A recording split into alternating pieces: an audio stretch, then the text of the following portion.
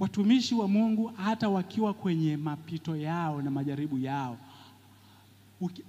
hawashirikishaji wa kanisa. Kwa sababu gani?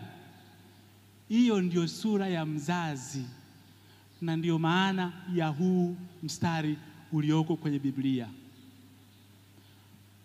Kwa sababu tusipotekeleza huu mstari sawa sawa, kukesha kwao, kutuombea kwao kunageuka kuwa ni jaribu, na wataugua.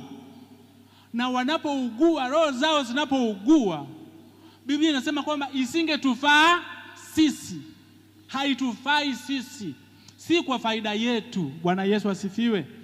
Haleluya. Sio kwa faida yetu. Kwa hiyo tukitaka kufanikiwa maisha yetu hapa duniani, kufikia ule wokovu wa kweli, ule wokovu, kufikia ile hitimisho jema,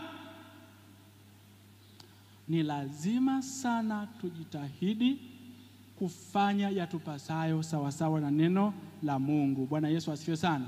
Na tunafanyaje? Moja, kuwastahi, kuwaheshimu